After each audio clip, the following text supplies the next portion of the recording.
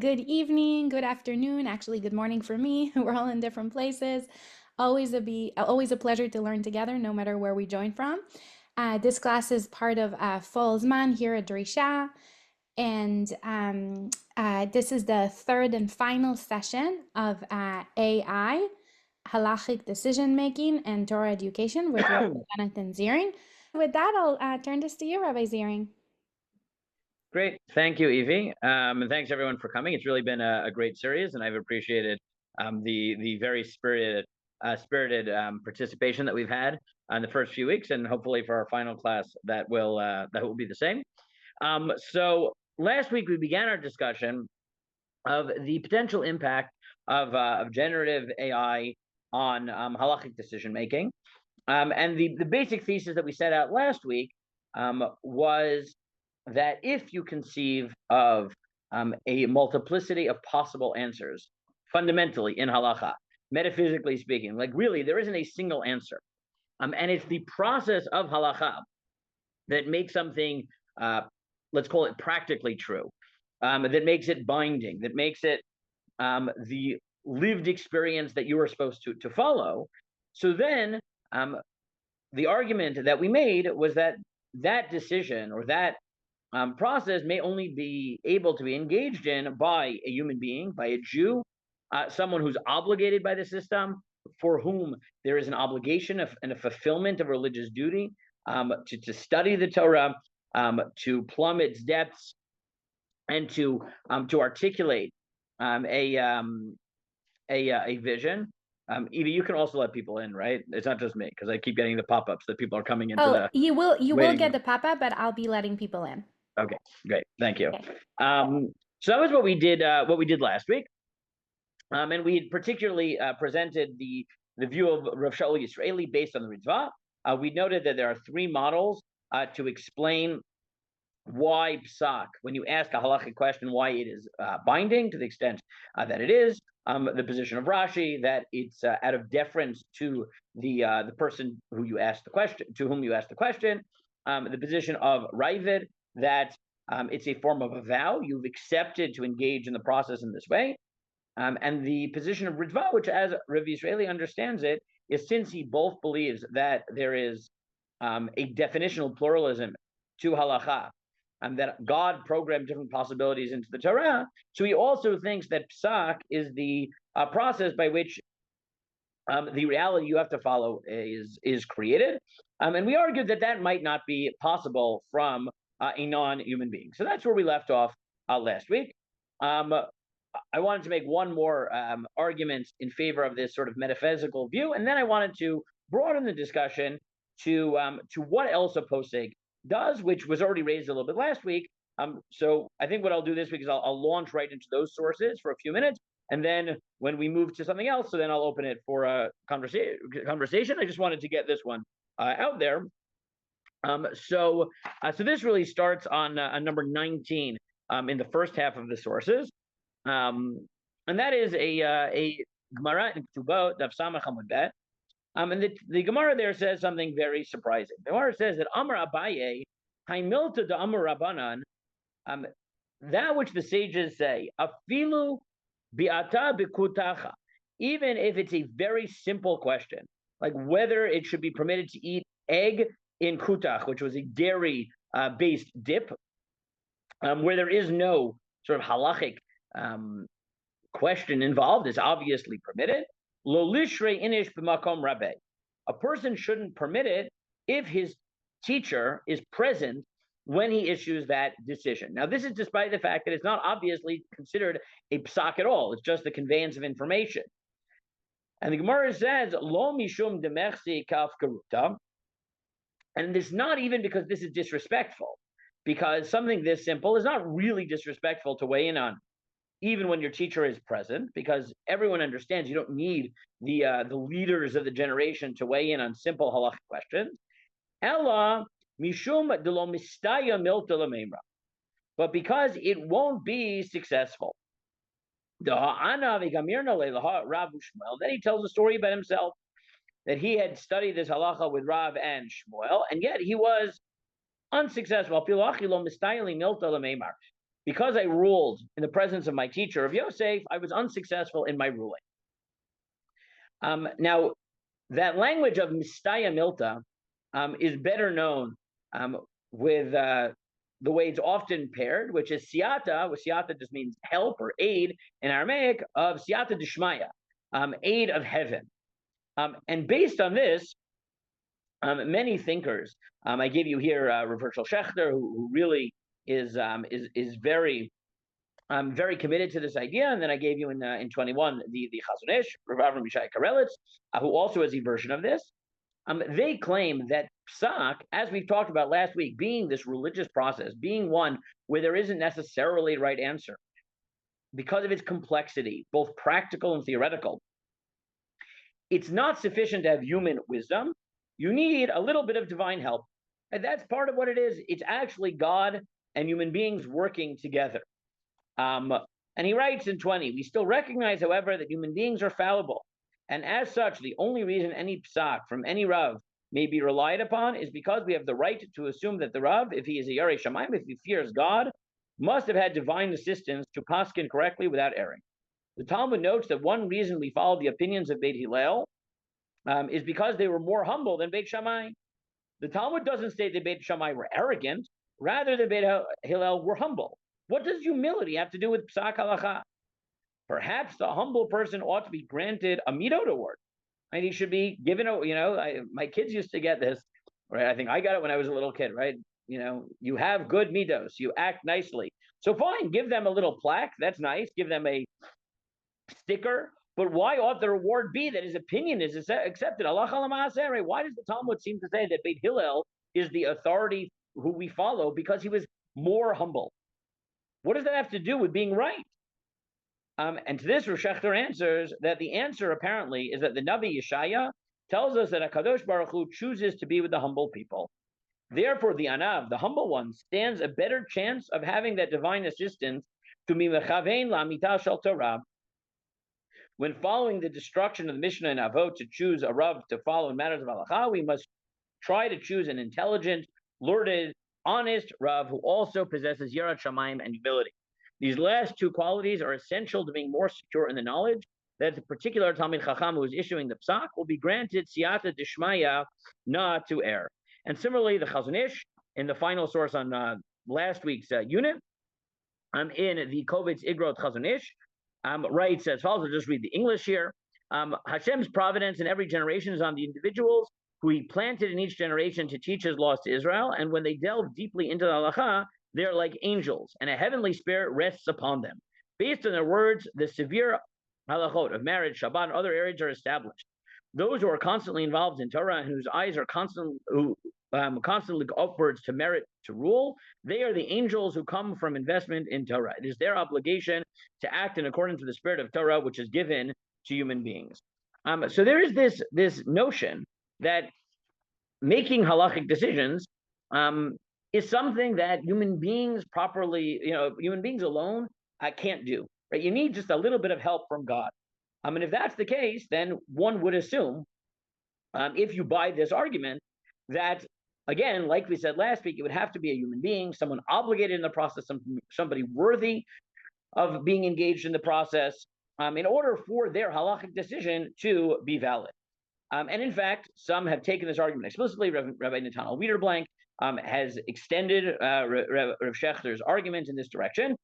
It is worth noting, interestingly, that when the Headline podcast, if anyone is familiar, run by Rabbi David Lichtenstein, who's both a tremendous scholar and the CEO of the Lightstone Group, had a podcast on this topic, and I guess cold Rav Schechter on it.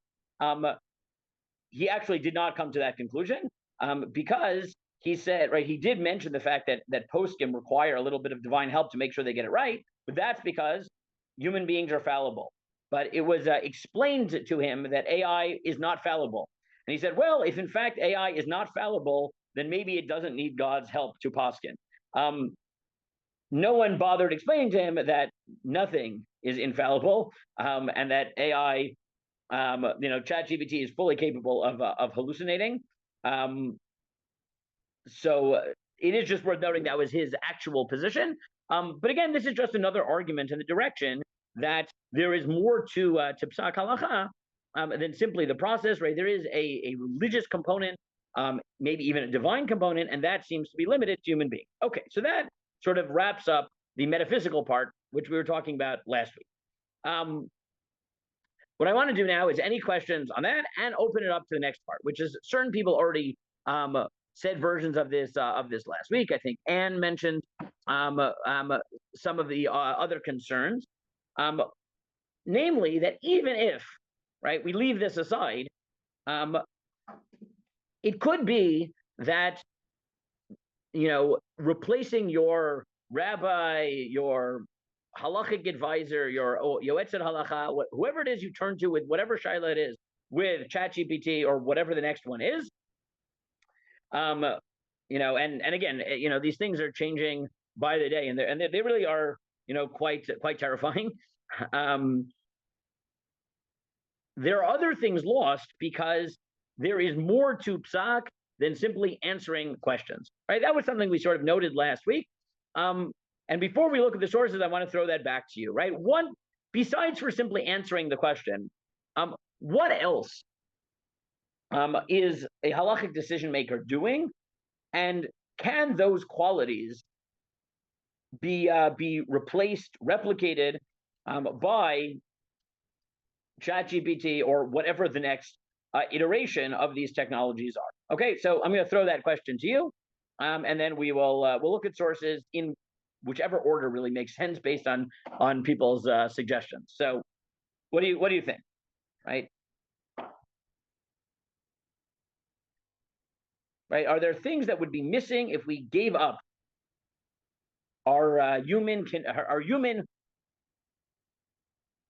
relationships with poskim, with experts, and replaced it with AI? Right? Would we lose something? Is a posek trying to do something different? Or not, or maybe not, right? Maybe you're totally fine with it, right? Or will be when it's successful enough. I know my students have already. I don't yet pay for the upgrade to ChatGPT, but some of my students do. And they said, right, at this point, what it can do, they walk around and you point it at you point your phone at handwritten notes, and it interprets it, summarizes it, critiques it for you. You can walk around and it can identify people in front of you. It can tell you what you're seeing, right? It is only a matter of time between it can do even more impressive things. Okay, I see a hand up. Justin. There is a foundational notion that has existed for a long time. It's called the Turing test. It was named after the founder of the founder of computer science, basically.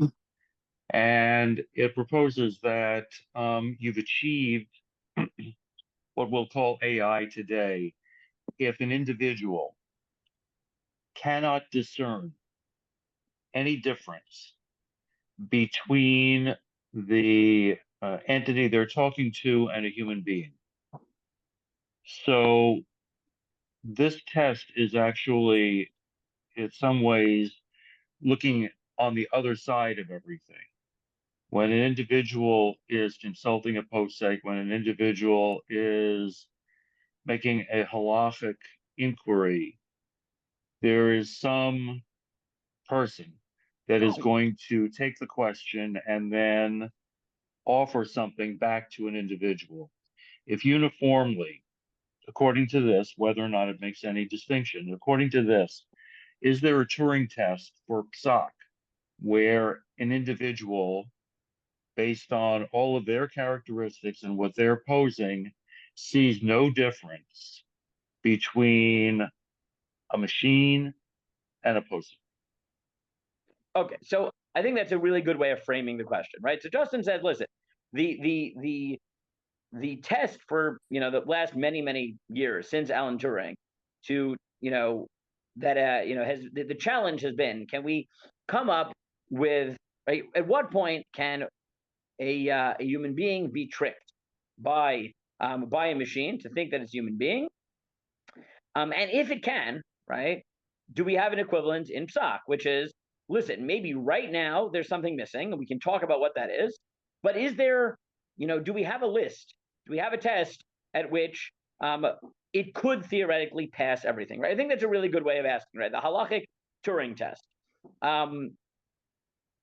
Okay, so that's going to depend on two things, right? One is going to be what we think a posek can do and whether we think it's even subject to the Turing test. The second is obviously the empirical question, and this is something we've talked about multiple times, that because we don't know what the future will hold, we have to imagine an answer for this as a techno-maximalist and as a techno-minimalist, right? Meaning we have to, we can say, I don't think this will happen. And if it doesn't happen, then the question is moot. But, even if it does happen, okay, let's take the strongest version of what AI could do. Would that be able to replace a posek, right? So that's right. I mean, that's the question we have to ask. I agree with Justin 100%. And again, to answer that, we figure out, okay, what are the factors we're looking for, and could it pass? I will just point out before I turn to Anne or David, whoever's raising your hand. Yeah, I think Amy and then Anne. Mm-hmm. Oh, Amy and then Anne. Okay, so Amy then Anne. Is that something that's worth thinking about? Is that there is the inverse Turing test. That every year, not only do they try the Turing test, but there was an interesting book written about this by Brian Christian called "The Most Human Human: What Talking with Computers Teaches Us About What It Means to Be Alive," where they have a reverse test, which is, can you who can prove that they are the most human, right? Which forces people to ask, right? He writes this book because I think he came in second place in the competition. Was what does a person need to do to convince another human being that they are really human, right? And so he approaches from the opposite thing, right? What does it mean to be the most human human? Which I thought was a very interesting thought experiment, right? It's a fascinating book to think about sort of the opposite, which is, right, not at what point will a computer be able to convince us that it's human, but what do we think is so fundamentally human that, right, that we could use to convince other people that we are unique? And obviously, much of science fiction has pondered these questions, I think, in more philosophically profound ways often than explicitly philosophical texts, right? Much of Isaac Asimov's robot series is really struggling with this question. When you have these, whatever. For people who've read it, I see some people nodding. You understand how this is really the philosophical question he's grappling with. For people who haven't, I read them this year because I was grappling with these questions. Like, what? Sci-fi sometimes gets me in that headspace, but I really do think that that's it's a helpful way to think about it. Okay, so what do we say? Amy and then Anne? Was that the order? That's what we said. Okay, so Amy and then Anne or David. Okay, so so there were two things that I think there were two aspects or characteristics of a posek, which I think should be necessary, and one is that they understand who it is that's asking the question. And it may be the same question that could be asked by different people, but the posek has to look at the individual in front of them and somewhat ascertain the question behind the question, or where the questioner is coming from, and not just look at the question objectively, but with some subjective nature to it. And I don't know that AI can do that. AI can look at the question and answer the question, but I don't know that it can look at the person behind the question. So that's one aspect. And then the second thing is that when a posek answers, they're not often just answering for one person. They're answering for the community. They're making a community ruling, and they have to take into account the sensitivities of the community, the sensibility of the community, and be a part of the community. And AI isn't that either. So those are two things that we need a human for, that I don't think are places where AI could go. Okay, perfect. So Amy says two things, right? And they're related, right? Is that there's a human component to psak in two ways. At the individual, whoever you're talking to, right? Sometimes the question, right? AI is good at answering the question, maybe that is there, but maybe not the question that's really there, right? Because that requires certain human intuition. And the second is, right, sort of the flip side of it, is that even when you're poskening for an individual, there is a communal aspect to it. And as Amy very correctly says, part of what gives the posek the authority and the ability or the persuasive power or whatever is that they are also embedded in the community that will live with that decision. And that may be central, and that's something that, even if AI would understand it, it isn't part of their lived experience. And I think that's important. So then, okay, good. And so I think this has bearing on all of it. And what I'm about to say, I don't think takes away any of the power of this generative AI stuff to provide really helpful answers to questions of any sort. But so let's say it renders an opinion and you have a question about it, or you want to argue a little bit with it and say that doesn't seem right.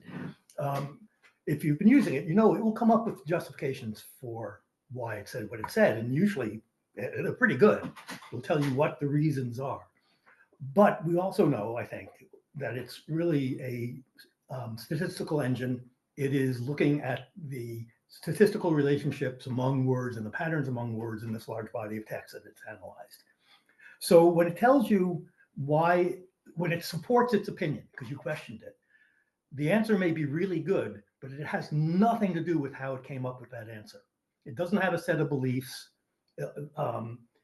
Everything it says is an hallucination. It's all based upon a statistical analysis of what would be a likely answer to the set of words you just uttered. So when it says it cites whatever it cites and it's right about it, nothing to do with how it actually came up with it.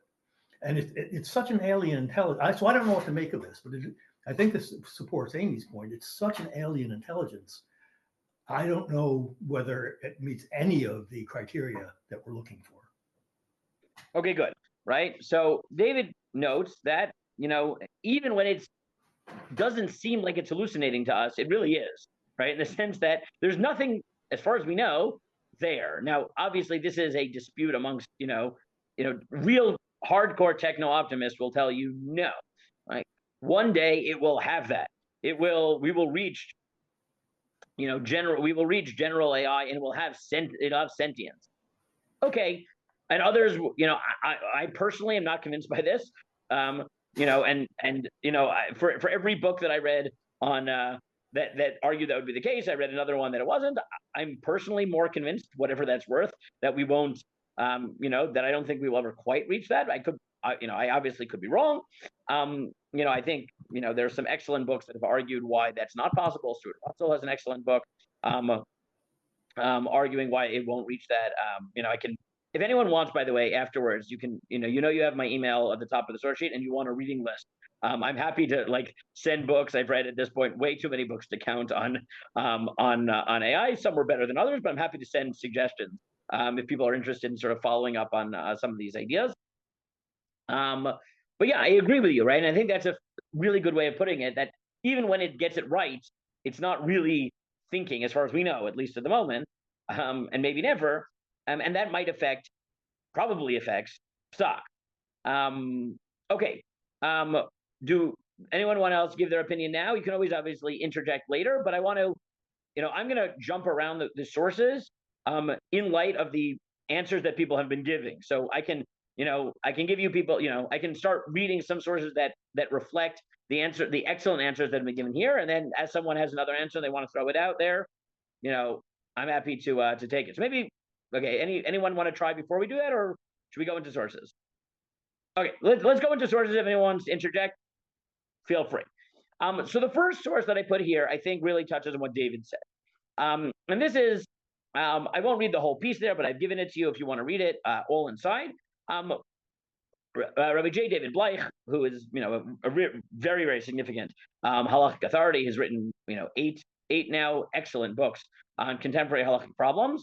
But he has a very nice article in Volume 5 where he just notes that Halakha isn't just a science, it's an art, right? That's just what it is. And if you really can, now this obviously connects to things that we talked about last week, but to the extent that you think that Halakha is a science, so okay, maybe the statistical predictive capabilities of generative AI can happen to get it right. But if it's an art, now I know that AI can produce art. I know it can, right? But there is, this is something that Paul Bloom has talked about from a psychological perspective, I think in excellent ways. Human beings are hardwired to believe that art, the backstory matters. The creation matters. Who created it matters, right? He notes that's why human beings, we care if something is a forgery, right? Even though a very good forgery, right? We have to bring in experts to figure out whether a painting is the original, Picasso or a forgery. So you would say, well, why do we care if it looks like a Picasso? So put it on your wall. Who cares if it's a Picasso? But he uses that to prove that human beings have this innate something, whatever you want to call it, that art, the backstory matters, right? And a good forgery, no matter how good it is, still, like, we care, right? We care because we recognize that, like, true art is affected by its backstory. And to the extent that you view psak as an art, the less you're going to believe that a computer, even a really good computer, even one that can give you compelling sounding answers, can really create that thing called art. I mean, again, obviously this connects to what we talked about last week, but I still think this is a helpful framing, and maybe puts a little bit of more language on the way David articulated the problems. I gave you in number one that halakhic decision making is primarily a science, but it's also an art. Halacha is a science in the sense that in its pristine form, there's no room for subjectivity, which I'm not sure that's true, but that's what he says. That is not to say that there's no room for disagreement. Disagreement abounds in the natural sciences, no less than halacha. But in picking and choosing between contradictory and conflicting theses, the scientist acts on the basis of the canons of his discipline as understood by his quite fallible intellect, not on the basis of subjective predilection. The halakhic decisor faces the same constraints. The decisor must seek neither the stringent ruling nor the lenient ruling, but the view that is most authoritative. And he goes on, if you skip down a few paragraphs, right, I don't think we need to talk about, to the extent that halacha is a science. At some level, obviously it is. But he also notes, but halakhic decision-making is indeed an art as well as a science. Its kunst lies precisely in the ability to make judgment calls in evaluating citations, precedents, arguments, etc. It is not sufficient for a halakhic decisor to have a full command of relevant sources. If so, in theory at least, the decisor par excellence would be a computer rather than a person. The decisor must have a keen understanding of the underlying principles and postulates of halakha, as well as their applicable ramifications, and must be capable of applying them with fidelity to matters placed before him. No amount of book learning can compensate for inadequacy in what may be termed the artistic component. The epithet, a donkey carrying books, is the derisive reference employed in rabbinic literature to describe such a person. Traditionally, the curricula of yeshivot did not emphasize studying psak halacha. Although studying psak halacha often receives scant attention, the process through which psak halacha is derived was all but ignored, and for good reason. The process cannot be taught. One does not teach a toddler how to walk. Walking involves a skill that develops innately. The most that we can do is provide an example to be emulated. And he goes on in this direction. So I think the first answer is, yeah, at some level, if we think halacha is an art, then somewhat definitionally, it can't be done by computer. Now, some of his formulations here actually could be, right? AI is not bad at emulating and mimicking. That's actually what it does really well. But I think the broad conceptualization of psak as an art does give us a language of at least at some level, how it might not be generative AI might not be able to do that. To skip to source 4, and this goes to Amy's point. So Amy noted that one of the challenges of psak is that you don't only have to answer the question, you have to answer the real question, which sometimes is not there. And that is harder. So if you look at 4, I think this story is very helpful. And again, from Rabbi Bleich, this time in volume 6, he says, perhaps a better example is the well-known story of the person who came to Joseph Ber Soloveitchik of Brisk to ask if milk could be used for arba koso. And someone asked the also known as the Beit Halevi whether he could use milk for the arba koso. Now, if you asked ChatGPT, can you use milk for arba koso? So then they could provide you the sources. But instead of answering the question, Rabbi Joseph Ber took a sum of money from his pocket and gave it to the person with instructions to use it to purchase wine. His wife pointed out to him that the sum preferred was far in excess of the money necessary to purchase wine. Rabbi Joseph Ber responded with the observation that no Jew would contemplate drinking milk after eating meat. Therefore, if the person sought advice regarding use of milk for all four of the arba kosot, he obviously did not have the wherewithal to buy meat for Yom Tov. A person so obviously needy requires more than the price of 4 cups of wine. Right? I think that's a very good example of the fact that psak is not, right? ChatGPT could definitely, I'm sure he can find the sources as to whether milk can be the arba kosot. But what the Beit Halevi here saw was a question that was never there, right? Was if someone's asking me if they use milk, then they don't have meat. And therefore, I'm not just going to give them enough money for wine. I'm going to give them enough money for meat and call it for wine, right? Because they understood that the question was not in any way, shape, or form really what was being asked. And that is something that, at least for now, machines are not good at. There's the related point, which is the pastoral element, right? Which is that psak, in its ideal form, is not heartless and mindless. It's not just because, and this is at 2 levels. One is because psak itself changes by person because of all the exigencies that are incorporated in psak. That's part 1. Right, there are all types of categories under psikat halacha b'sharat, right? How psak changes, and that's internal to the halakhic system. But the second element is that a rabbi, while answering a question, is also acting as pastor.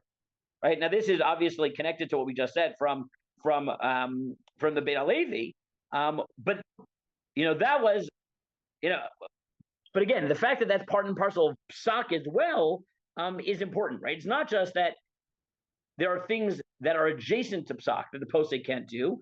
It's that the pastoral element is in many ways part of psak, and again, at least at the moment, they can't reach it. Now, Justin, we have to return to Justin's point, which is, at some point, if people, if AI can pass the Turing test or can pass it sufficiently that people use AI therapists, which already is happening, right? Then you do have to wonder, can the same thing be true in psak? Now, it happens to be that a lot of the research around AI therapy is based on the fact that much of therapy is not, is making you feel heard, right? Is repeating back to you what you've said in ways that make you think. And in that sense, AI is very helpful. And they said certain people open up more to AI than do human beings because they don't actually want human beings, even their paid therapists, bound by contract and by law to never share their innermost secrets, knowing their innermost secrets. But they're actually happy to, scream it into the void, which is how they view AI. So that actually is interesting that the lack of humanity of AI actually enables a certain pastoral element, as it were. So I do have to acknowledge that exists, but there is also the fact that there's still something that human beings can do, we hope, and I think, at least I assume, that machines can't. And I gave you here 3 sources that highlight that element. One is an article by Rabbi Aaron Kirschenbaum in Tradition, specifically about how the concept of Mara Da'atra, which literally means the master of a place, because rabbinic authority used to be geographic, I've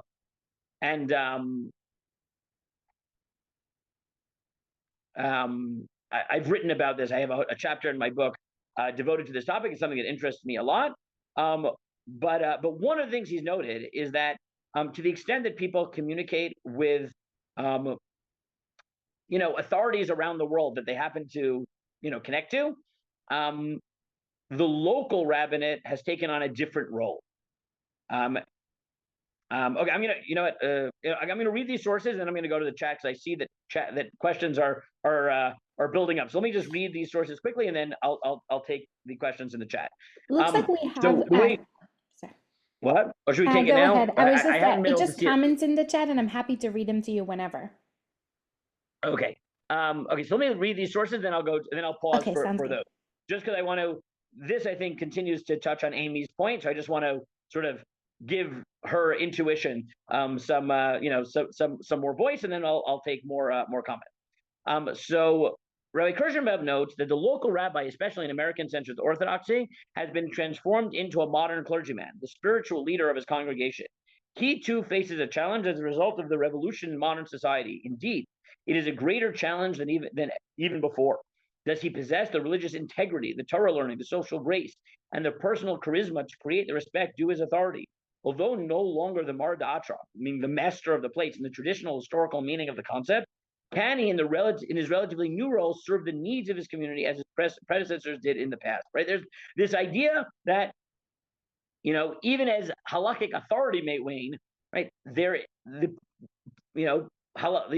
Religious leaders are doing something else also. My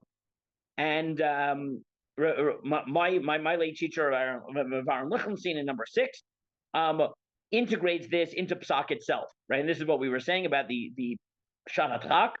And he writes, they would have us believe that the ideal posek is a faceless and heartless supercomputer into whom all of the relevant data is fed and who then produces the right answer.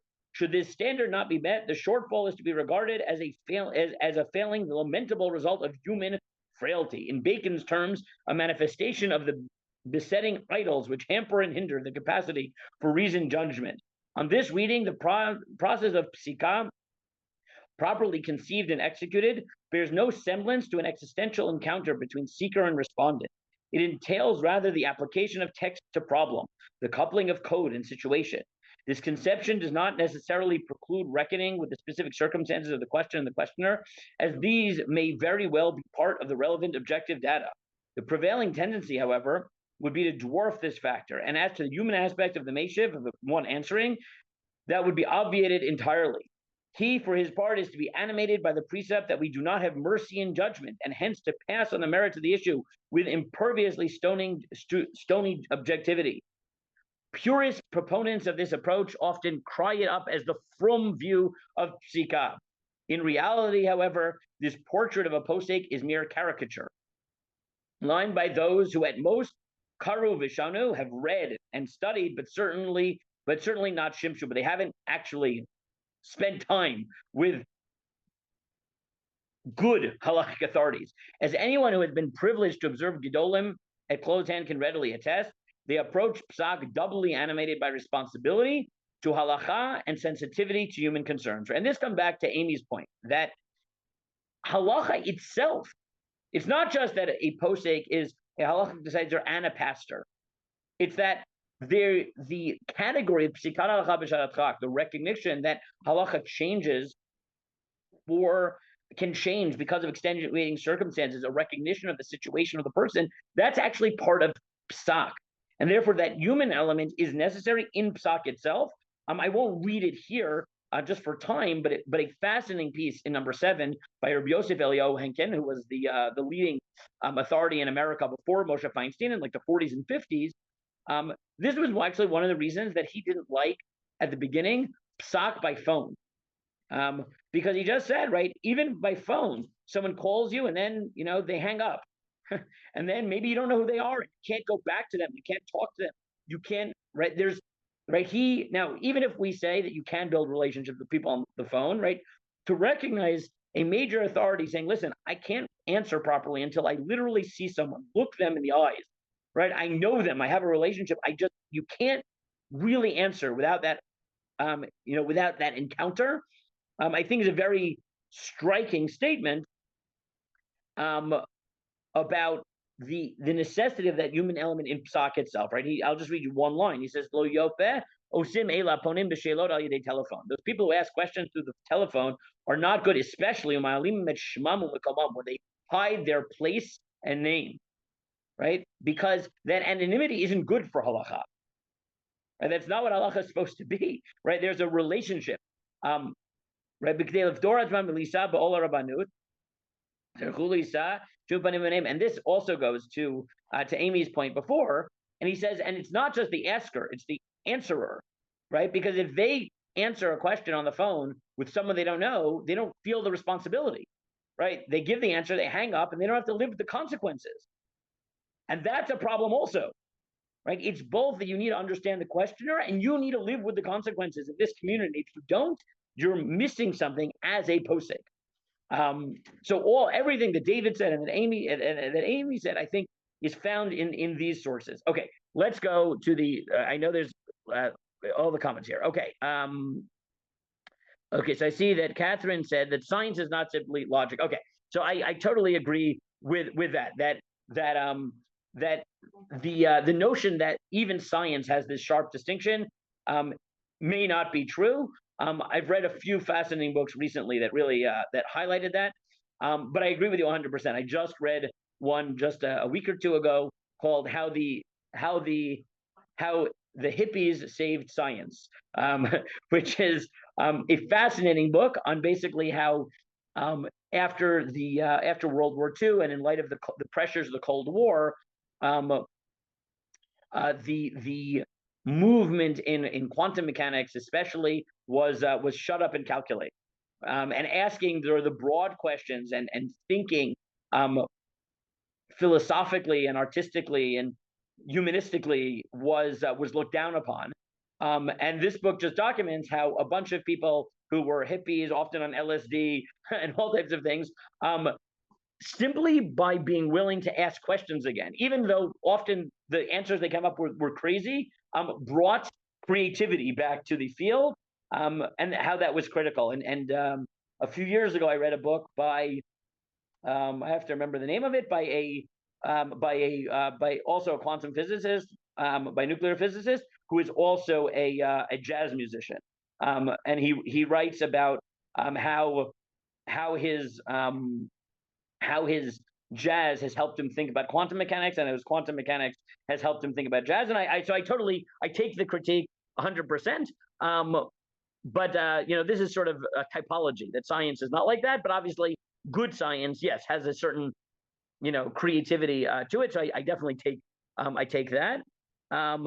Okay, Miriam says, and I think she's also right, that the story, I assume this is the story of Rabbi Soloveitchik, of Joseph Bear, the first one, not the American one, but his great-grandfather, that it's a beautiful story, but how often is the reverse been true? Psak has been given in advance to advance the rabbi's agenda, increase observance, fight feminism. I'd rather just have a correct answer and deal with the money and observance choices myself. Now, it is true.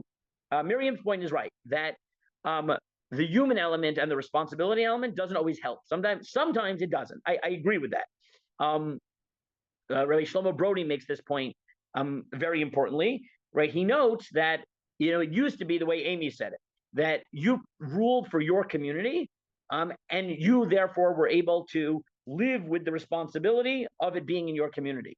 But now, when when you say to one person can easily be spread to the whole world, you have to ask yourself, am I willing to live with this psak being out there for the world, including people I don't know? And maybe I'm not willing to live with that responsibility. And then I have to, answer in ways that I don't really want to answer. But, on the global community, I have to be stricter, let's say, because I'm not willing to live with those consequences. So Miriam is right that there is a limit to this, that at some level, for every, I don't know, for every story, I don't want to be cynical, but just like one can adduce stories which are heartwarming, like the Beit HaLevi's, one can adduce stories where, yes, a poseg, because of the human element, are either doing things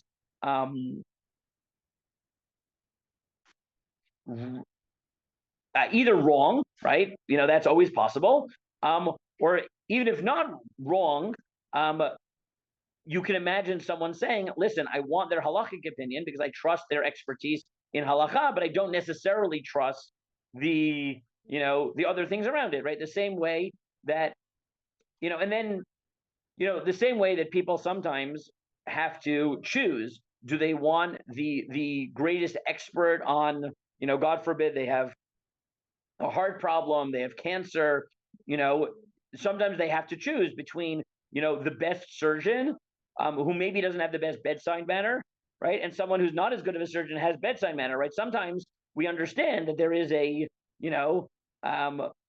trade-off, and sometimes in psak, you're going to have to recognize that yeah, the danger of going to an expert is they might have other things, bedside manner or something that you don't like, as it were. So I think that's true also, right? I but I don't think, as Miriam said, that it's always true. You just want the answer. That's not always true, right? Like I said, like sometimes you'll say, listen, I'm willing to live with the second or third best doctor, but he has good bedside manner, and I need that while I'm getting better. And sometimes you'll say, I'm willing to, live with bad bedside manner because I need the biggest expert. And in psak, it's going to be like that too. Sometimes you'll say, listen, this is an answer that I just want the data. I don't want anybody's, I don't want a pastor. I don't want I don't want your opinion. I don't want anything. And sometimes you're going to say that, you want that, right? So I think it's an important caveat. I just, I think that it depends. And I definitely agree with what Ilana said, is that people who learn Judaism only from books and from the internet and the like have a different sense of Judaism than people who learned it, she said, from a rabbi, but I would add here, who learned Judaism from a lived community. And I think that's definitely true. And I think that is evidence of something, that is lacking, right? It is something that, when I've dealt with, this is true of Bali Tshuva, and it's definitely true of converts, the, part of, there's a reason that in the conversion process, often, one of the things that the Beit Din will make sure is, how much time did you spend in a community? Because if you learned everything from books, right, there's still something that, you just need to be in the community also. So I think that's also another element of the non-machine component of this. Okay, let me just look. Was there other comments? Okay. No. So let me. I have like 12 minutes left, so let me throw out a few more models here. I want to leave time for more questions. Another thing that's come up here is this notion that a posek needs to be able to take responsibility. We've mentioned it. I gave you a summary of Reb David Cohen in number 3. But when Reb David Cohen was interviewed on that same podcast on Headlines, he focused on this, right? That what gives the posek the ability to rule differently for different people based on extenuating circumstances is that they have to take responsibility for what they said. You don't want someone making that decision who doesn't have to live with the consequences. A fascinating element that I found in Rav Yuval Shurlo, who's really, I think, a leading thinker on so many of these issues. He's really just wonderfully thoughtful. And I promised you that I would give you some translations from ChatGPT just to show you the power of some of the things it can do, definitely on, things like translation. He was asked about poskening from a computer, and he comes up with a different element. And that is, I'll say it outside, but you can read it inside.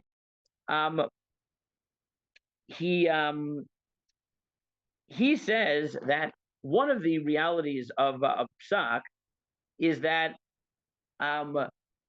if you look at Moshe Rabbeinu, or you look at Moshe, when Yitro comes to him and says, "Why are you standing there all day? I mean, why are you standing there from morning to night? Why don't you delegate?" So he says something amazing. Moshe says, because the nation is coming to me not to get halakhic answers. Lidroch Elokim. They're seeking out God.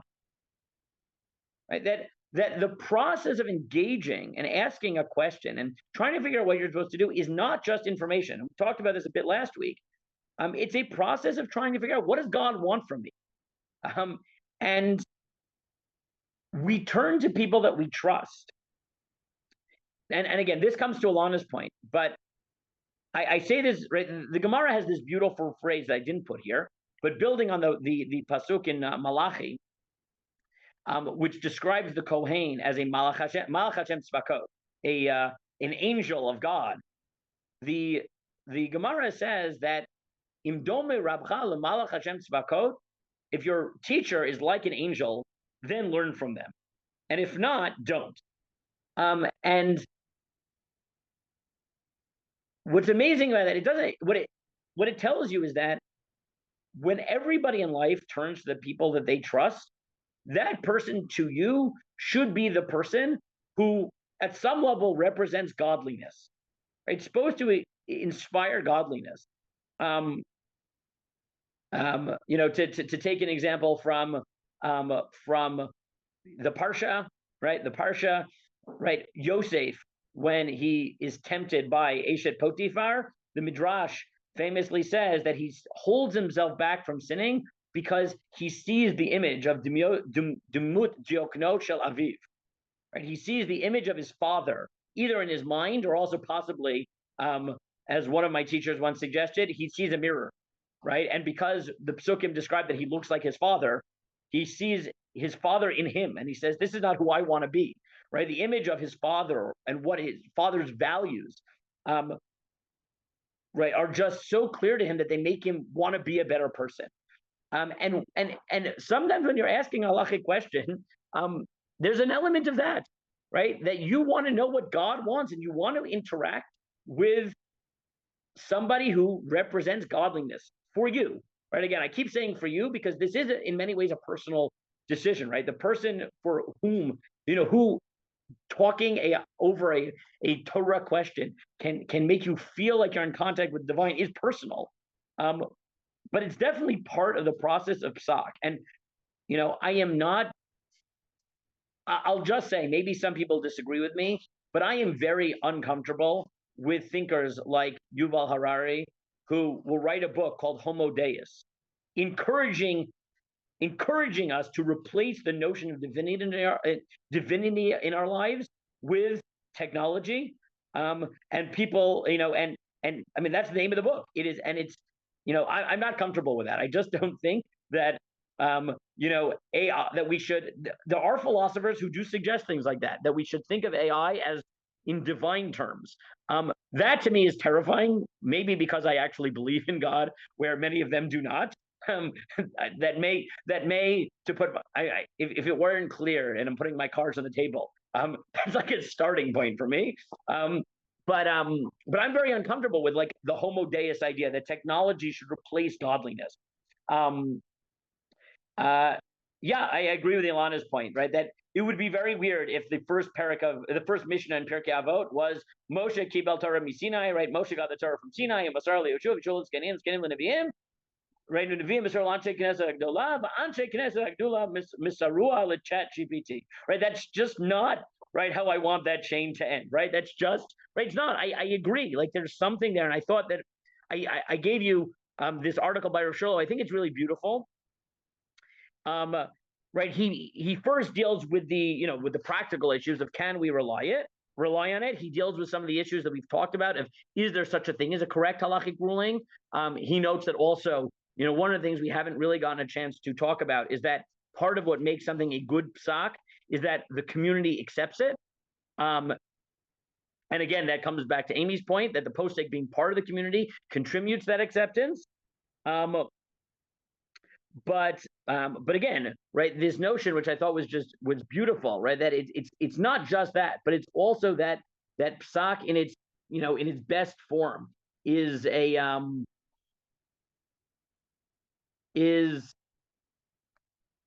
encounter with God, and therefore the best psak is when you find those people that you trust. Look, I know that I find this to be true even when I'm not asking for a definitive answer, even when I turn to people I trust to talk an issue through, right? Very strikingly, the Mishnah says that aseh lecharab, you should make a teacher for yourself. the Rambam has a very important comment, and he says the teacher doesn't have to be smarter than you. They actually could be lesser than you intellectually, but sometimes you just need to talk to somebody else who's not you to get a different perspective, right? There is just an element that talking things out, and this is even more true when you're dealing with someone who, for you, does represent godliness. But again, I encourage you to read this Rav Shurlo piece. I'll read you maybe just, and again, I do think at some level it's hopeful, but he writes, nonetheless, I oscillate between hope and the belief that people seeking divine guidance will ultimately turn to humans, not machines. This will be due to both institutional and substantive reasons, as well as deeper conclusions drawn from the first narrative about halachic decision-making, the story of Jethro. And Moses explains to Jethro that those coming to him for judgment do so not for a practical resolution, but to seek God. That is the encounter with a rabbinic authority, whether through written response or virtual interactions, and even more so face-to-face meetings, carries a spiritual dimension beyond the practical matter at hand, right? And I think that's an important element. Again, it's hard to put your finger on what it is. I see I have 3 minutes left, so I will. If you look at in number 8, I gave you a tshuva by someone I don't always quote, but by the Mishnah Halachot, by Rav Menashe Klein. He has a much simpler answer, which is halacha must be decided by people who count as poskim, and a computer is not. I will just note at the end, so I don't go over time, that if you want to keep thinking about these issues, so Rav Michael Avraham, who's a fascinating thinker, is not convinced by many of these arguments. He's much more convinced that AI can be a posek, right? He doesn't buy many of the arguments that we've just said. And if you want to see his arguments, I linked it in number 11, the final source on it. Also, Rabbi Michael Broyd shared with me an unpublished article, but in it he notes, and I think I mentioned this last week, that there may also be a difference in terms of many of these things at different levels of psak. His example is in American law between what Supreme Court judges are doing, where again they're somewhat creating law in their interpretation rather than applying rules. And he notes there that it's for that reason that a lot of the questions we're asking have been asked in different forms in other legal systems as well. And sometimes looking at the parallels there are very helpful while we're thinking about halacha, which is also a legal system. Okay, just to summarize what we've seen today. So we finished off last week, which is noting that there may be metaphysical reasons why only a human being can be a posek, namely that God is sort of involved in the process. And then today we saw a few more elements. We saw David's point, which is that psak is more, there needs to be an argument being made by someone who understands what an argument is, and not just creating it statistically.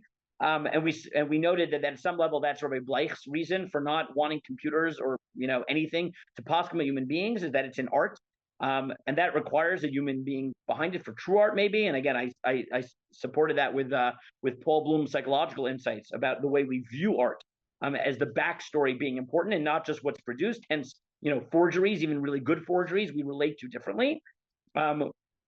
Amy's point that there's the human component, which we illustrated with the story of there's the question behind the question, which we illustrated with the milk and the arbacoso, where it was really about giving the person money for meat. There's the necessity of living with responsibility for your decision, both individually as part of a community, which we saw that Reb David Cohen focuses on the responsibility component. Rav Shurlo on the fact that authority might come from communal acceptance, and therefore the person has to live in the community to gain that acceptance, possibly. We noted that there's the pastoral element, that was Ray Kirschenbaum.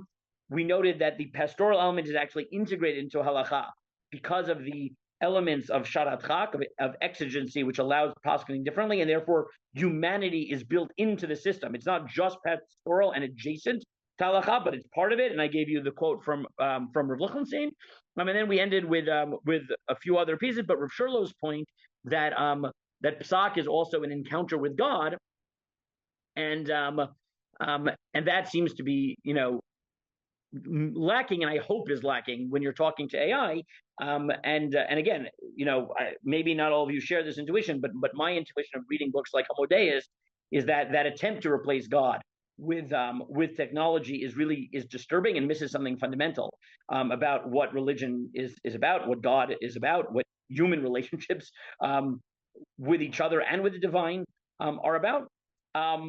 Okay, so I know today was a little bit more discursive, but I wanted to sort of give voice to a lot of the concerns that all of you had, and as you see, many leading thinkers are having these thoughts as well. I'm up with my time, so before I turn to questions, and as you know, I will stay on. I really want to thank all of you.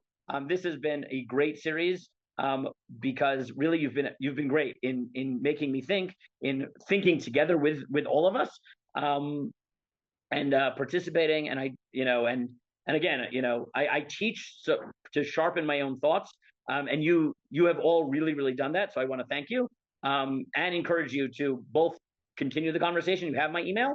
And also, if you're interested in these types of things, so the winter course, which will be next week, so I'll be doing 3 days, 2 hours each day on imagining Halakhic responses to a world without work. And if you want to think about these issues, the impact of AI on a very different aspect of our lives, so I'll be talking about that next week, and I'm really happy to have any and all of you back to discuss these issues.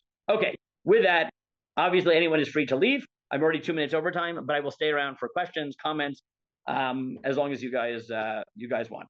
Okay, I saw that I missed one comment, and then I will. Where to go? I think I saw a comment. Oh no, more than one comment. Yeah. So Deborah notes correctly that it's hard to imagine trusting AI that way because it could be controlled by unseen people or companies, or as we talked about last week, the alignment problem. That even if it isn't, it is somewhat controlled by the biases of the people who created it, or the data that's being fed into it, and that is scary. I agree with Deborah 100%. But I have to acknowledge that there are, techno optimists out there who this doesn't bother them. I don't know why it doesn't bother them, honestly. But to be fair, I thought that Yuval Harari's more recent book, Nexus, was actually more balanced than Homo Deus, and he raised, I think, issues in a more thoughtful way. But again, you read a Homo Deus, you read Ray Kurzweiler, there are techno optimists who have, you read, I forget who wrote it, but Love. I think I mentioned this 2 weeks ago. Love and Sex and Robots, or with Robots, which the thesis of the book is that one day we will marry robots, and that people who oppose human-robot marriages will be considered as bigoted as people who opposed whites and blacks marrying. People believe these things, that we should replace God and human beings with machines, and that anyone who says that human beings are unique are biased. And again, I don't buy that. I think that there's something unique about human relationships, about human divine relationships. That's my strong intuition. But I can't deny that there are a lot of people who don't think that way, and they keep writing books. So you can read those books and listen to their podcasts, and you can see that there's another voice out there with many prominent names lining up behind it. But I agree with Deborah. I don't buy it. I don't buy it. Okay, yeah. And there's another book suggestion I see in the chat by Miriam, which I have not read. So, okay, Deborah, yeah. There's an unmute. So, yeah, sorry. At the same time as I agree with everything you just said, I have to point out that there's also a certain amount of bias in the human response. Like, every time I hear the story about the Beit HaLevi, I picture myself as a committed vegetarian with an allergy to grapes, unable to get an answer to my question because he won't listen to what I'm actually asking. Like, Yeah, so I've thought about that before because, as you know, I've been a vegetarian for decades. Also, I don't anymore have the grape allergy. I did when I was a kid, but no longer. I did for a while have allergy to grape juice. Um, so I think you're right, right? I mean, and this was, I think it was Miriam's point before, is that for all that everything I said is true, that I believe it to be true. I agree with you that sometimes human beings, being fallible, get this all wrong. That's true. And look, I think the fact that, as I mentioned before, that AI therapists have actually been surprisingly successful, highlights the fact that that yeah, there is a danger in being a human being, right? There's beautiful things about human relationships, but yeah, right. Even the most thoughtful human being, with the best non-disclosure and the most laws and contracts and everything that you sign, yeah, we might not want to share everything with a therapist because you know they might introduce bias that we don't want. They might, we can't be sure they're not going to share with someone else. And machines sometimes are less flawed on that front. So I agree with you. None of this is to say that human beings are not flawed. They are. Um, I think the question really becomes is, do we believe that despite the fact that human beings are flawed, again, I think what that means is we need to recognize the benefits that human beings bring to the process, while at the same time recognizing that we need to constantly be improving ourselves. And maybe, right, and this is something we didn't really get a chance to talk about, but maybe the right answer is that we need to think of a good hybrid. We need to think of and I know this is something that David mentioned in the past, that a posek who's not going to invoke generative AI in ways that could be helpful to make him or her think about possibilities that they haven't thought about, to put their arguments in and let a machine poke holes in his arguments or her arguments so that it thinks better. I have a friend who works at Wix, and he said, rather than trying to hire people who didn't use AI, what they do now is they give them tasks and they say, use whatever tools that you want at your disposal, and then just tell us which tools you use, because we want to see how good you are at utilizing the tools, right? So it could be that maybe we have to be thinking about how to keep humans in the process, obviously, because human beings provide a lot, but recognizing that humans are also flawed, and every tool we have at our disposal to respond to human frailty, we should. And maybe we should think more creatively about how generative AI can do that. And I think that's also conversations to be had. So I agree with you that, like I said, I don't want to say for every story, because that sounds too cynical. But like I said, for as much as stories come to mind, for me, that these things resonate, many others don't, right? Where a posek was asked a question and they really didn't get what the question was about and answered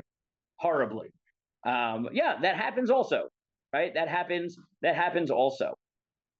Now, I mean, I see Amy nodding, right? But part of it is, yes, right. Part of the corrective, obviously, is that human beings have to live with the consequences. But I think we can all acknowledge that doesn't always solve it, right? Like, I don't think anyone will claim that every posek and every halachic decision has been done responsibly just because human beings have to live with the consequences, right? Like, we can acknowledge the benefit of human relationships while still acknowledging the frailty of human beings. I don't think those are contradictory. I think it is true, and this comes back to Justin's point at the beginning, that new technologies sometimes, by being able to mimic parts of what it means to be human, force us to ask what we like about human beings and what we don't, right? Or right, and and that's why I said sort of the the Turing test, but also the most human test, right? Also, right, highlight the fact that every technology, right, it forces us to figure out, what can machines mimic about humanity, but at what point have what is it that makes us unique in a good way that can convince people, of our humanity? That's, again, the most human is about just convincing people that you're human, but there's a positive element, is how can you convince people that you're the best human, if I want to, come up with a new book, which I don't. That's not the book I would write. But Deborah, I agree with you. And I think we've had many conversations over the years also about rabbinic authority not always being perfect. That's true. Human beings are not perfect. That's there's a reason that the poskim that I trust are the ones who don't give me an answer, black and white without discussing it with me, because if I hear how they think and how they talk, then I can be part of the conversation, and that gives me the confidence that this decision is being made well. But yeah, and I don't think anyone's going to deny that decisions have been made badly in the past and will continue to be made badly in the future. And that's true of rabbis, and that's true of doctors, and it's true of lawyers, and it's true of accountants, and it's true of teachers, and it's true of it's true of everybody. But yeah, and again, that was I think it was Miriam, and again, that was, I think, Miriam's point before. And I don't deny it, right? And in cases like that, yes, there are times when I hear a decision that someone gave, and I'm like, that was presented so badly, they would have been better off just reading it in a book or Googling it. Yeah, right. That happens too. Yeah, it does. I don't think we can deny that. That's the nature of being humans, right? There are things that we can do that are great, and there are things that we can do that are not great. And often people, all people, I think, do both, right? We have moments we're proud of and moments that we're not proud of, and I think if you ask most poskim, can you tell me a moment at which you think you did this wrong? And that you learn, maybe you learn from that experience, I think they could name it, or I would hope they would be able to name that moment. Okay, let me just look at the chat if there was anything. Nope, not in the chat. So anyone else want to comment, questions, yell at me, whatever, that's all good. Amy, you have another question, I see, or comment or something. I was going it really spoke to me, this idea about the art, and like I had this inner, I guess it's an authenticity, like the smell test. And I think of 3 instances growing up, and this is before AI, just that, I went to public school, we went to Hebrew school after, and we learned this, and Hebrew to us was Lashon Kodesh, even though we were only learning Aleph Bet and conjugating verbs and, simple things like that, and the stories. But there were 3 instances, 2 in high school and 1 in later on, that really struck me. One of them was that I went to the guidance counselor for something, and she was so excited to introduce me to her friend who was a theology student. I think he was a Catholic student. And she's, oh, and he knows Hebrew. And I'm like, well, but he doesn't really know Hebrew because he's not Jewish. So how could he possibly? He knows the language, but he's not authentic because he's not Jewish. That was one thing that struck me. Then there was a girl in my class, like I was the valedictorian, she was the salutatorian, but she was dating a Jewish boy, and she wasn't Jewish. And of course, she wanted to learn Hebrew, because one of the things we would do is when we'd write notes to each other, there would be English notes, but we'd write them in Hebrew characters to pass them so that the teachers couldn't read them. And so she wanted to learn Hebrew. And I think, well, she's smart enough. She's learning German. She plays the saxophone, and she does all these things. She's very smart, so she can learn Hebrew, but she's never really going to know it because she's not Jewish. And that was the second thing. And then the third thing was later on, years later, I was at a laundromat, and the fellow who was at the laundromat, he said he had been in the Navy, and they were stationed in the Mediterranean near Israel. So they gave him a crash course in Hebrew so that he would be able to understand some of the commands and some of the things going on. And again, I thought, well, he could learn as much as he wants. He's never going to really be actual because he's not Jewish. It's because there's something that's not totally authentic that we have that he won't, that none of these people will, because I can't express it more than that. It's just that you just it. Right. So I don't have, I think, the same, intuition about the language per se, even though sometimes, sometimes I do, right? There's the language, and then, yeah, there's, the inner community talk. But I think you're right, right? At some level, um, and this is, existentialist philosophers are very into this, that certain things, just can't really be communicated, right? Like you have to live it, right? Yeah. And you can't just, that I think is definitely true. And yeah, sometimes there is you called it the smell test, right? I think there is sometimes, I think it definitely is true that all of us have that authenticity test, right? That certain things just strike us as right. Certain people we just trust, that they share our experiences, they share our values. And some people, it just doesn't resonate. And I think, yeah, I mean, at some level, and that was, I think Rav Shurlow's point is that people go to talk to people for whom they feel like this is an encounter with the divine. You can't, you can't manufacture that. Like people, either that's the relationship they have with this person, or that's not.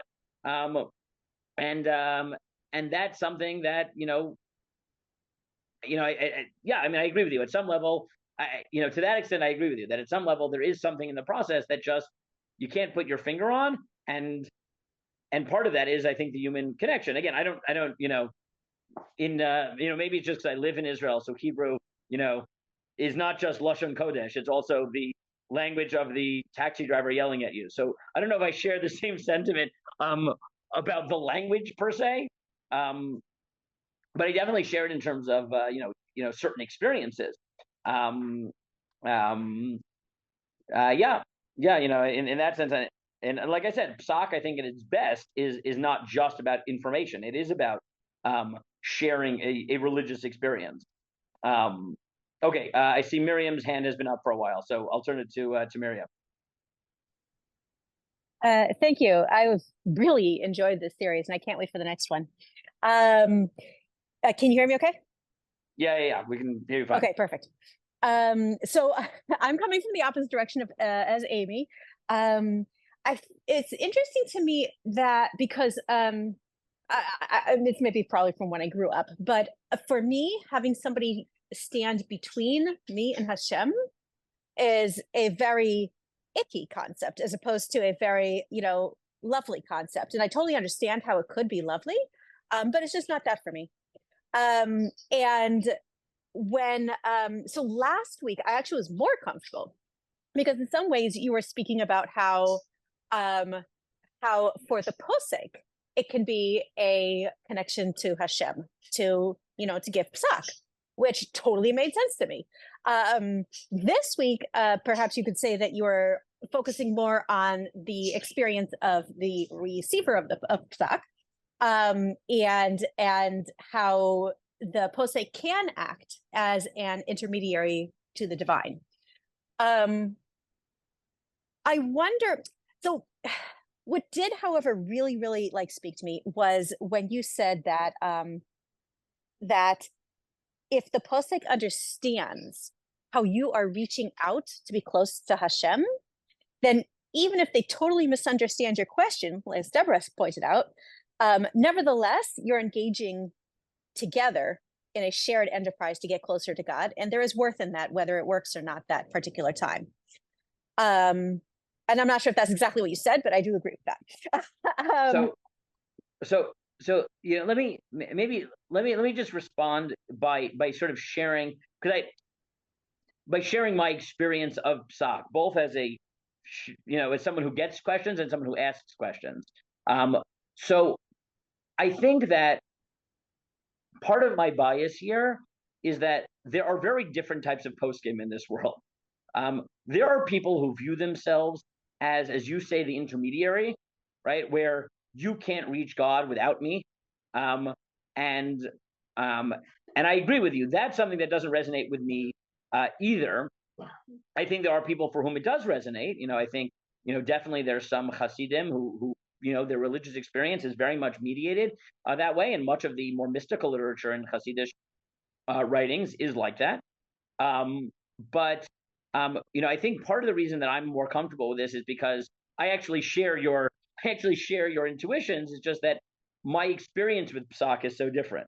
And part of it was, I'm very much a Talmud of Rav Lichtenstein, who believed in empowering his students to to decide things for themselves as their expertise developed, and sort of the way I learned how to answer questions. I tell this to my students. I tell them this is how I learned, and this is how I want you to learn. Was that when I would have a halakhic question, or someone would ask me a halakhic question, or I had one, I wouldn't just go to one of my teachers and say, what's the answer?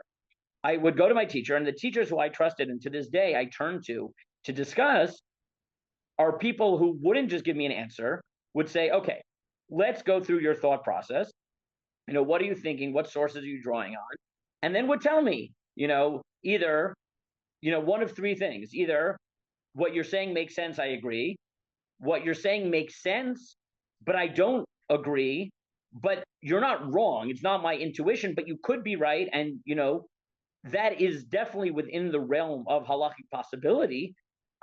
Or they would say what you're saying is, outside of the halakhic possibility. And the way that I, for the most part, give halakhic decisions to my students when they ask me is the same way, right?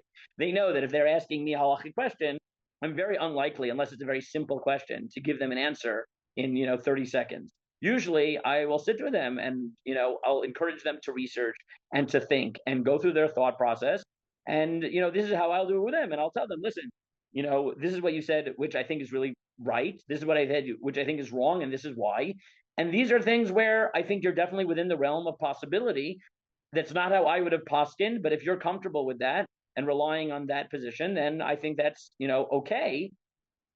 And I encourage them to be comfortable and with that. One of the things I like talking about a lot is when and how people can poskin for themselves, which I think definitely as people reach expertise, they can do that in different areas. It's not a carte blanche. But I think the reason I'm more comfortable with it is because that's my experience of psak, both as someone who asked, right, the teachers I go to, and the way I talk to my students, is that I don't experience that as an intermediary, but rather as someone I trust helping me go through the process better myself. And yeah, if I'm not comfortable making it a decision, then I will ask those people I trust to poskin for me. But very rarely will I do that and say, listen, I just want to know what you think God says. It'll be, I see the possibilities, but I can't come to a decision, but I trust your intuition, but I want to understand the process. And I don't know if that helps for you, but See, because that's the way I think of psak, and ideally I talk to people about psak, I don't see it as intermediary. I think it's a process in which people who have expertise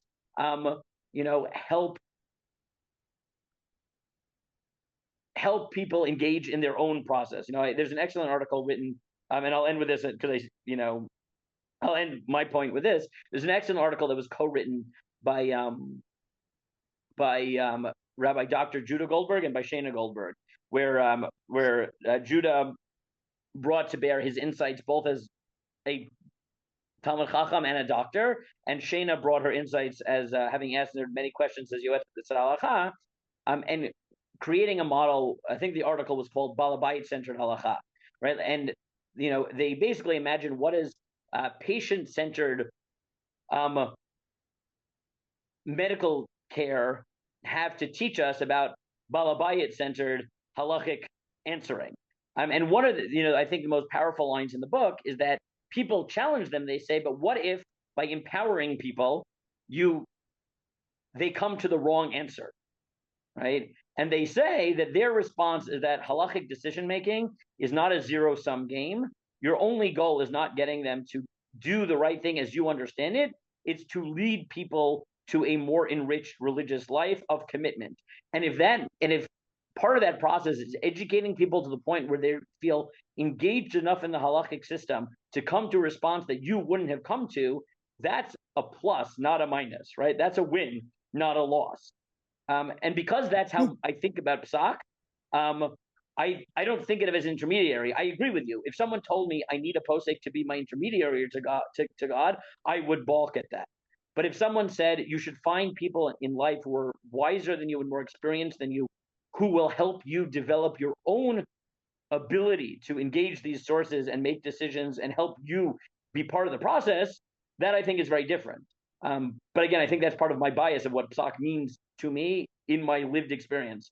As you know, I actually completely agree with you. I am incredibly lucky to have Rabbi Clapper be mine, and that's exactly what he right, does. so Rabbi Clapper. So as you know, I mean, maybe you know, Rabbi Clapper and I have been close for many years, and he's one of those people I turn to. Right, I've been close to Rabbi Clapper for a very long time, since I first did SBM in 2009, right? And then I did it for 4 summers. And yes, right, Clapper is definitely one of those people who, but yeah, continue. But yes, I agree with you, not just in theory, but in practice with some of the rabbinic authorities that exist in this world.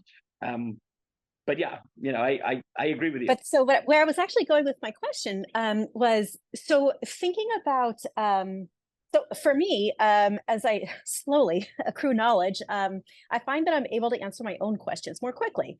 And so then I have the opposite problem, which is I know what answer I would really, really like to have. And so now I can give all sorts of reasons why that's really the correct answer. But I don't know that I can separate out what I want from what I think is correct. Do you know what I'm saying? And so for me right now, what I do is, you know, I go out, if I notice that I'm giving a lot of reasons why this is the correct answer, then that's a signpost for me, time to go ask somebody else outside of me.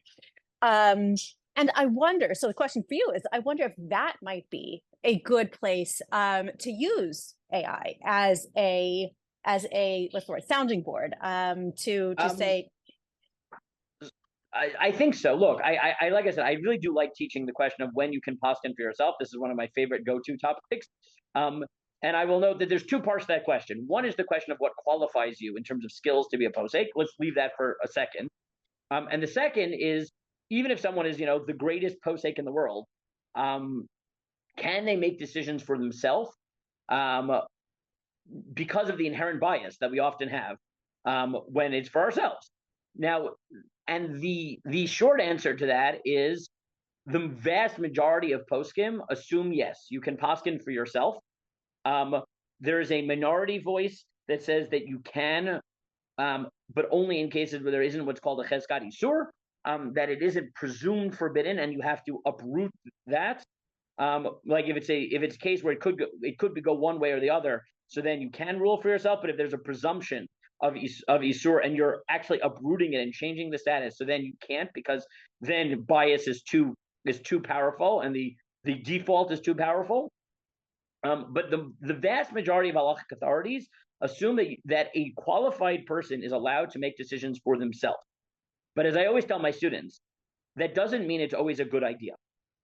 I said that, you know, and I tell them, I said, I know with myself that even though I answer halakhic decisions for other people, sometimes when it's for me, I don't want to answer, either because I think I'll be too lenient on myself, or because I'll be too strict on myself, right? Both are possible, right? It could be that I'm too scared to say that something's permitted for myself because I, have to live with the consequences. But I tell them that it's not because you're not allowed to poskin for yourself when you're biased. You actually are. It's just that we're human and we need to check ourselves.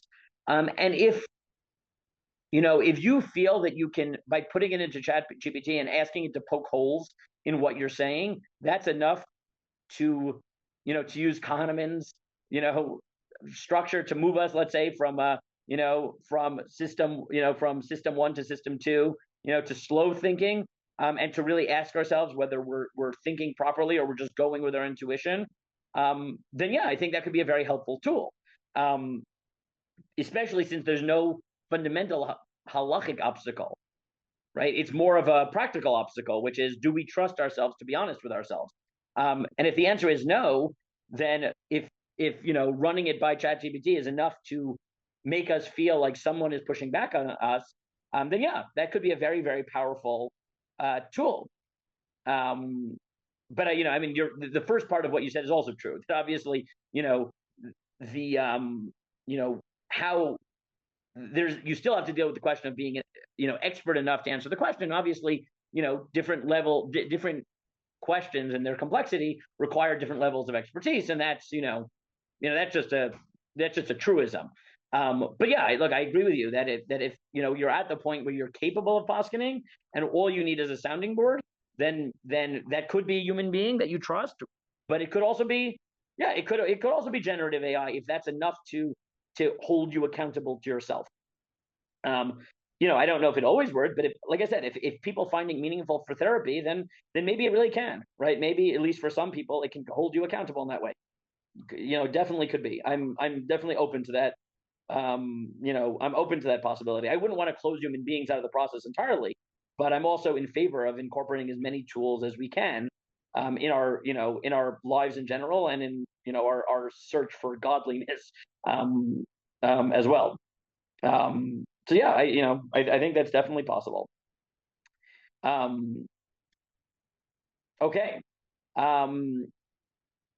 Should we let people go? I feel like we should. We've gone.